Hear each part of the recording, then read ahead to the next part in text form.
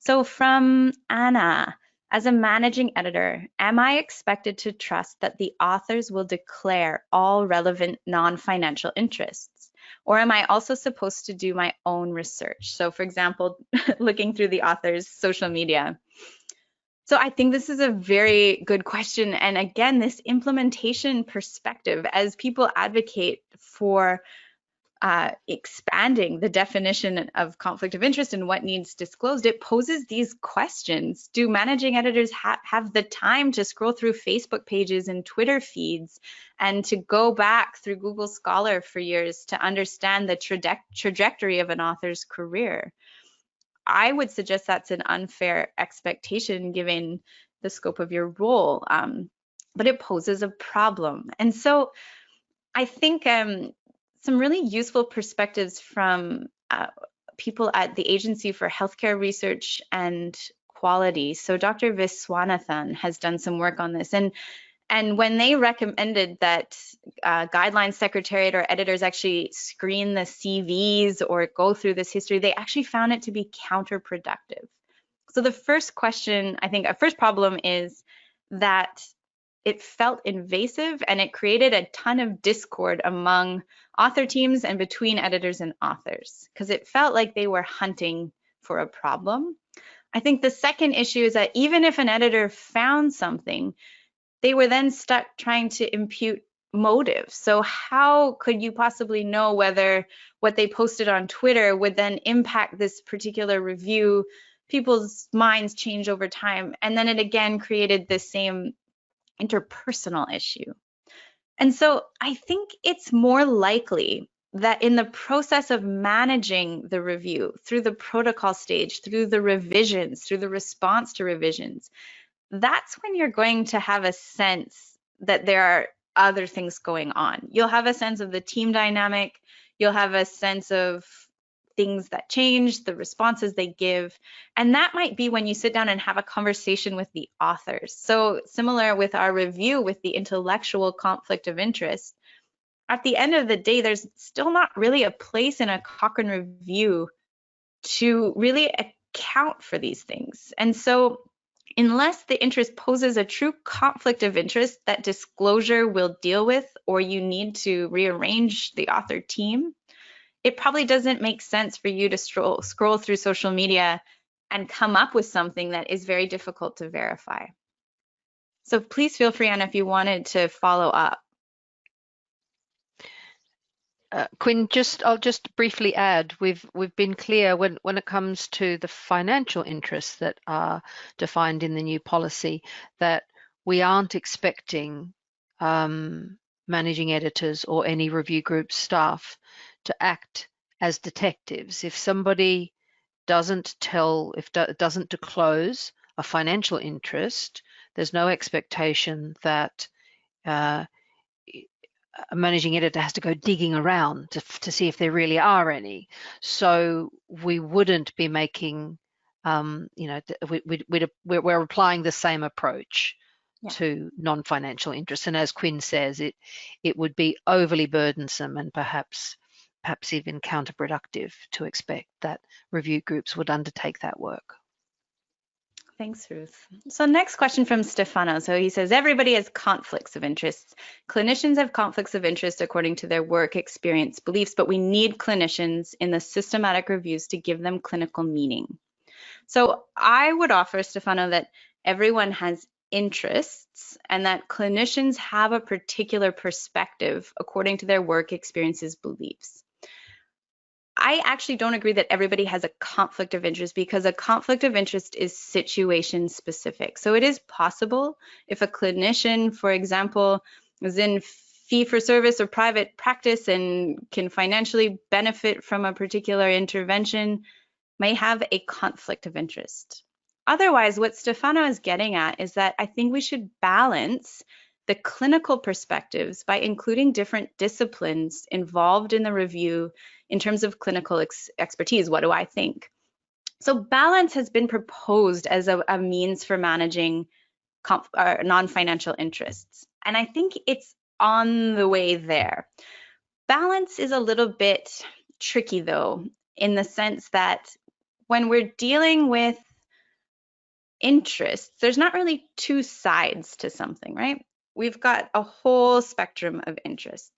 And I think rather than trying to have like a pro and a con or an experienced and a non-experienced, we should again revisit the primary interest and in fact refine that primary interest to say, in the context of this review, whose interests are at stake, who will ultimately be affected by this review.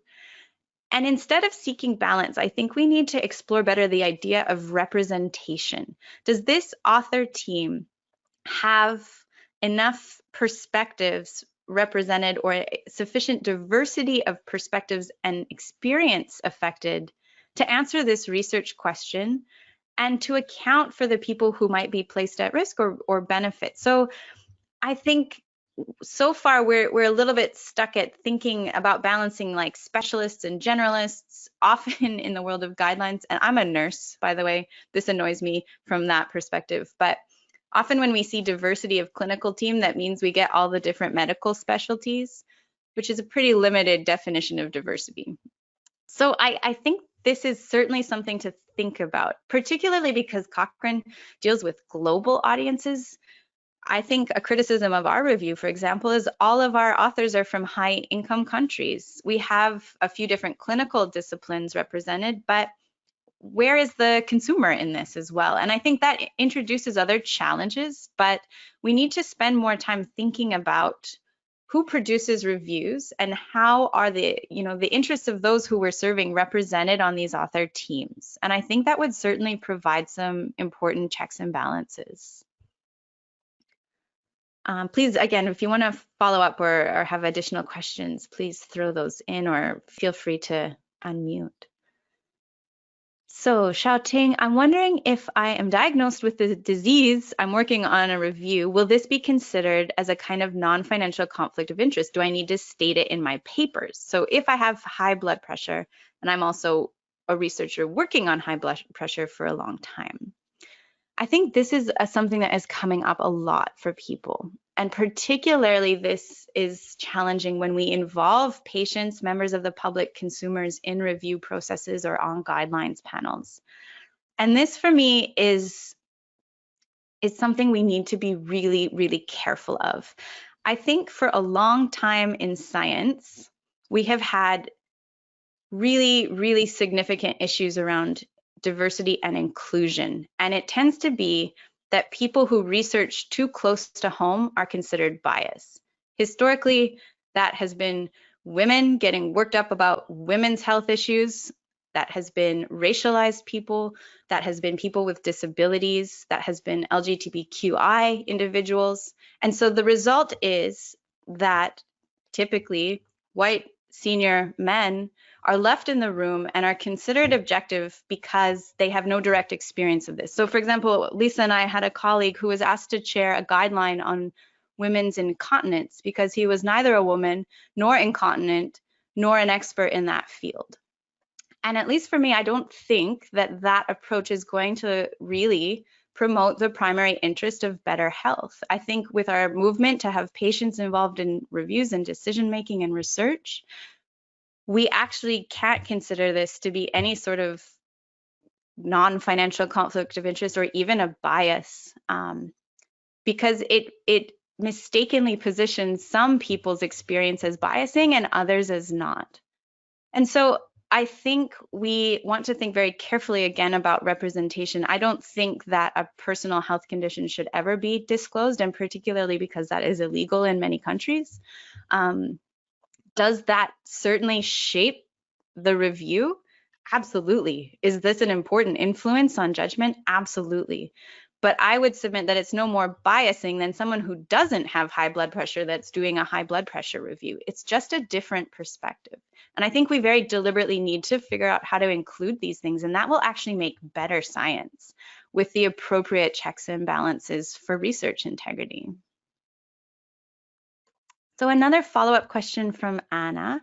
I see, do we have a hand or a question chat bubble? Am I seeing that, Dario or Ruth? We do have a raised hand. We also have a number of questions to address. So I don't know, Ruth, I how do you see want to just, proceed? oh yeah, there's more questions. Okay. Yeah, there's a lot more Awesome. questions. I think perhaps we should try to get through as many of those as we can, I think. Okay, great. So another question from Anna. My understanding, an author can make a declaration, but that doesn't necessarily constitute a conflict. How will we manage the perception and interpretation of this once a review is published? Readers may see a long list of relevant non-financial declarations. So I think this is what I'm suggesting, is that those non-financial declarations do not belong under conflict of interest disclosure, and that Cochrane, and I'm hoping to work with Lisa on this, that we need a section in the methods that positions the author team, and that we would actually find a new home for these, and enough space that authors can actually explain their relevance and their impact and take accountability for those, because I think you're right that it creates the wrong perception and interpretation and will actually just make people reluctant to explore these things. Will there be a playback option? I believe so. I'll let maybe Dario answer that one. Yep. Yeah, if you're happy to share the recording, we can And do I'm that. happy to share the slides as well. So Tracy, sounds like she is submitting that we have a primary interest in the objectives of Cochrane as a charity: protection and preservation of public health through the preparation, maintenance, promotion of the accessibility of systematic reviews of the effects of healthcare or any other charitable activities for public benefit. So I think Tracy is starting some important discussion here about what is the primary interest. Catherine says the last word cloud, so again on primary interest, highlighted patients in particular at the center for primary interest, but not public. So can you discuss possible implications? So I think Tracy has actually found some language here that suggests maybe patients is too narrow of a focus, and that we need to kind of conceptualize publics more inclusively. I think, again, this needs to really distill into a definition so that we could measure the effects of conflicts of interest on these primary interests. And that's, I think, a space we could continue to develop. From Mark, what are your thoughts on whether conflicts of interest expire? So in the policy analysis I've done, there seems to be this rule of thumb for financial interests that people should disclose 3 years back. I think it's important to acknowledge that that 3 years is perfectly arbitrary. There's no empirical evidence to suggest that a 4-year-old interest is less important than a 3-year-old. I think that's just a practical thing. I think in the policy development around this, people recognize, though, that non-financial interests are persistent often, but also not necessarily so. And that's another really tricky bit, is that some people, if you trace their trajectory of their careers, did a 180 at some point and completely changed their directions or their opinion or perspective. Other people like clearly head in one direction. And so I think this is something that needs more empirical work, but also the perspective of implementers, because ultimately we need evidence-based policy, but we also need policy that's feasible and constructive and productive. And so I think that's an important question that still needs to be answered. So Anna, just briefly, actually Anna's question, I think, is probably a broader question about the policy, and I'm happy to respond to you, Anna, because it's not specifically related to this next one about how often. The next one.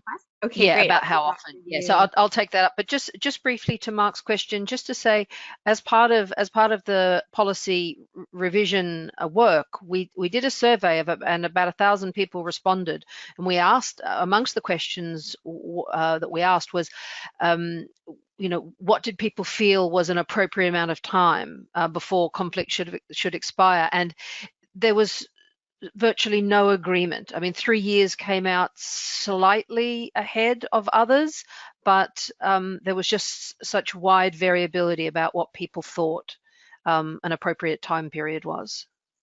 There was no consensus whatsoever.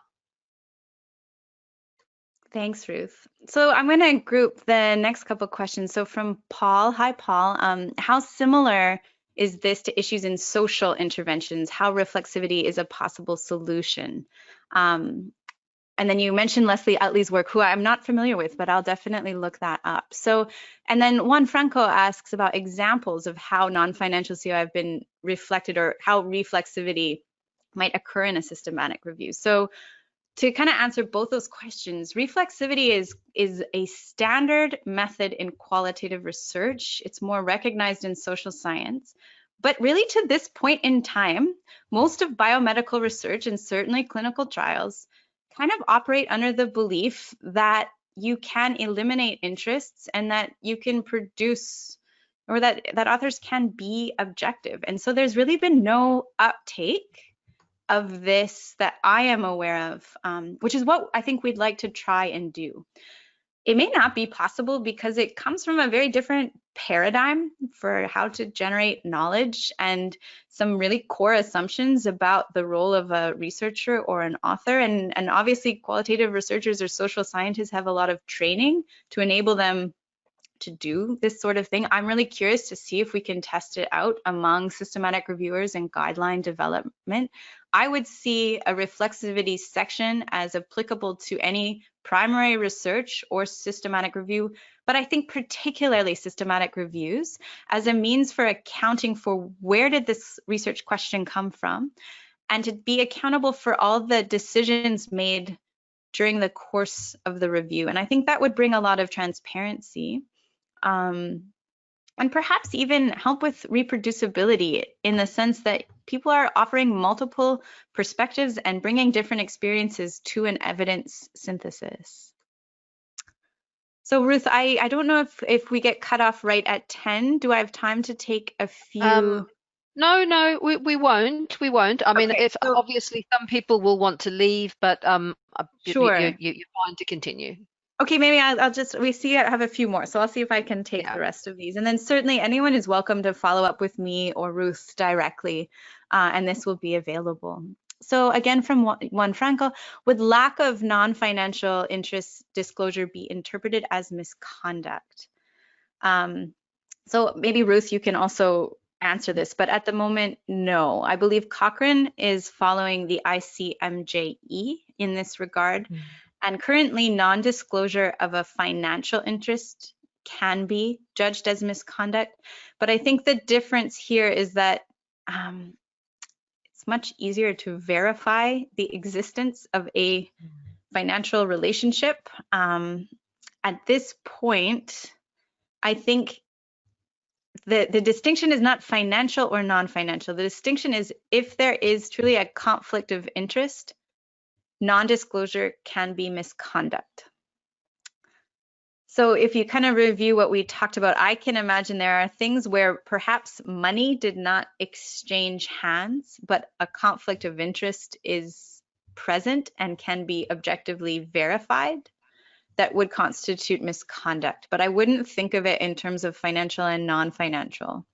And certainly all these non-financial interests, I would suggest, based on kind of the empirical work we've done thus far, that the vast majority of these do not require disclosure under this conflicts of interest. I think there are things we need to think about and methods we need to develop. But for the moment, as managing editors, there are very few things that would truly require disclosure if you really drill down into kind of what's going on in that situation, taking the primary interest and the Cochrane principles. So I don't know if that's helpful. Tracy asks, is ignorance a conflict? For example, when you don't have awareness or understanding of the views of other groups. So no, I would not say it's a conflict of interest, but I think this illustrates really well why some of the approaches to dealing with non-financial interests are really unproductive. When we've recused experts or we've recused people with a particular perspective, it begs the question of who's left, and whether not knowing about something or not having expertise is really truly excuse me, any more objective. And I think the answer is that it's not. And so it's beginning to recognize that in terms of these non-financial interests, which might better be described as values, perspectives, experience, that there is no neutral ground, and that each person needs to be transparent and accountable for all that they bring to a review.